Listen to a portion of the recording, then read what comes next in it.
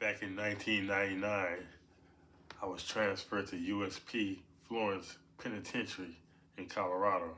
Okay. Uh, I was there about a year before I was transferred, okay? But it was this one cat in the unit. He's from Mississippi. He was a youngster. He's probably about 25, 26. He was buck wild, right? So he used to always be into it with one of the homies from California. The homie from California, he didn't gang bang, but you know he sat with the Crips. He and function with the Crips, but he wasn't a Crip. He didn't gang bang. He was just from Riverside somewhere, right? And he just he was from California, so he functioned with the California homies. But him and this Mississippi dude used to always be going at it, talking shit to each other. They'll talk a lot of shit and be disrespecting each other, but they'll never, it'll never come to blows, right? So the cat from Mississippi, he was always just clowning and buck wild and doing hella shit, right? So one day, the Mississippi dude was telling like, yeah, that nigga, he was talking shit about the homie from Riverside, like yeah, like he was gay, or not gay, just freaky and gay, whatever, right? But you know, the dude from Riverside, he'll have a shit sign up. When you have your shit sign up in jail, you either shitting, getting tattooed, smoking, or masturbating. You know what I'm saying? That's what the shit sign is for. So a person won't enter. When they see the shit sign, in the window, they keep going. You ain't supposed to really even knock on the door, right? The police might knock to see if you're alive. Okay. So we was all in the unit. Now the unit is shaped by the door. When you open the door, there's a cement block. It's like a bench. People sit on it, right? People sit on it. There'll be a lot of people in the main area, right? And they got the TVs in the middle, so they got TVs up there, so you can listen to your TVs through the headphones. You can't hear the TV just outright hear it. You got to have your headphones on to hear the TV, right? So everybody got their headphones on. Most people keep one ear off and one ear on so they can hear what's going on, right? So we were all watching TV. Back then it was a Sita, BET, Sita, whatever, there was a little animated black girl on the thing, right? We watched that 106 in Park and all that stuff. So everybody is watching TV. So majority of people are watching 106 in Park. That's what 106 in Park. I think that was out there, 106 in Park. Well, it was either 106 in Park or something, but it was where it was somewhere where everybody was watching. So the dude from Riverside had his shit sign in the window. So the Mississippi dude, he'll bust into the dude's room, right? So the Mississippi dude was like, he's tapping everybody. Hey. Right? So motherfucker's like, what? Yo, watch this. So he tapping certain dudes, but he tapping a lot of people. Watch this. So we watch him, see what he get ready to do, right? Because there was something wild and something crazy, right? So motherfucker like, what's up? So he like, 1, 2, 3. He yanked the door, but woo, right? The homie from Riverside, he's standing in a chair with no clothes on, and has a mirror looking at his own booty beating off, right? So, but when he opened the door, he covered up. Oh, well, everybody like, oh, look at this motherfucker. Oh, this nigga, he gay. But he still got the mirror and not looking at his ass, but holding the mirror by his ass, right? And then what's going on, man? What you doing? So you punk ass nigga. So they get to arguing. But everybody see him, naked, standing up in the chair, because of the wall, the toilet right here, and the mirrors right here. So he was like looking in the mirror.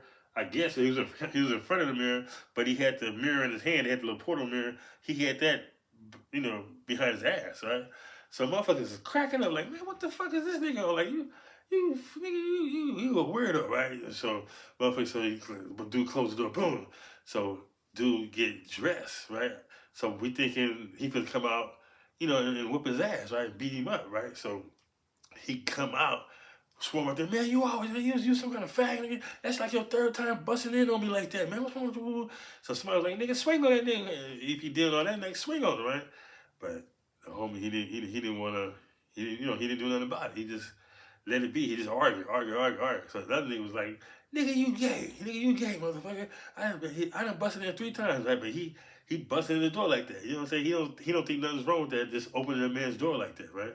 So boom. So everybody laughing and cracking up like, ah. So, time go on, and every time my man from Riverside, every time he say something, they be like, shut up. You like looking at your own booty, playing with yourself, you freak. Right? So he was, he just be quiet, right? So check it. This same dude from Mississippi, right? Now that go past, right? So the same dude from Mississippi, he wilding out again, right? Now we had a homeboy. He was from Frisco, right? The homie from Frisco. He was a cool dude, laid back. He was chill. He didn't bother nobody. You know what I'm saying? He like go to the law library, do his shit, and come back to the unit, watch a little TV, right? This motherfucker Mississippi, he thought he ran the TV. He always in the TV room with the headphones on, just turning every time, just turning the channel. Fucking with the TV. Motherfucker watching something, he going back and forth. Motherfuckers was really tired of him, but nobody said nothing to him. So he just, the more he do and nobody say nothing, the cockier he gets, right? So boom, me and the homie from it was me and Bosco from Rolling Sixties. We were sitting there just talking, right? So boom, when the homie from Frisco came and said, hey man, give me a strap. I said, what? He said, give me a strap. Now we at Florence Penitentiary, and Florence is like it was kind of violent, so everybody was walking around with straps, right? A lot of people with straps. So I said, what you want for? What's up? I said, what's up? Somebody fuck with you? He said, man, I'm tired of this motherfucker, this black motherfucker from Mississippi. I said, yeah, he wilding, right? He be wilding, right? He's like, yeah, man, I'm gonna blast this dude. I'm gonna blast him. So I was like, nah, don't blast him because you upset. And when you blast somebody, you upset, you might get caught up in what you're doing and don't stop, and you really hurt this dude and kill him, right? I don't think you want to kill him, you know what I'm saying? You just want to fuck him up. He said, I want to fuck him up, man. And I was like, I said, he keeps them headphones on his head, just take off on him. He was like, he's like, I said, I don't want to give you no night because that's going to give you a case, man. You upset right now. You got to cool out. I said, but I got another alternative for you, right?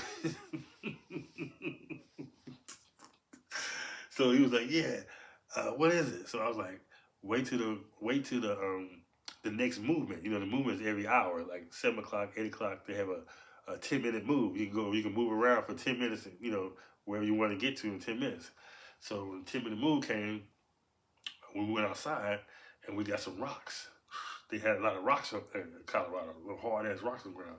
So I got like 3 or 4 of them. Came back to the unit. I showed her how to make a nigga beater, right? So boom, put like 3 or 4 rocks in the motherfucker, right? Tied in the sock, double tied it, put his hand around, you know what I'm saying? And made it where it wouldn't come out. Boom, boom, boom. So I said, all you gotta do is put this motherfucker on him a couple times, man. He gonna be all right. He said, all right.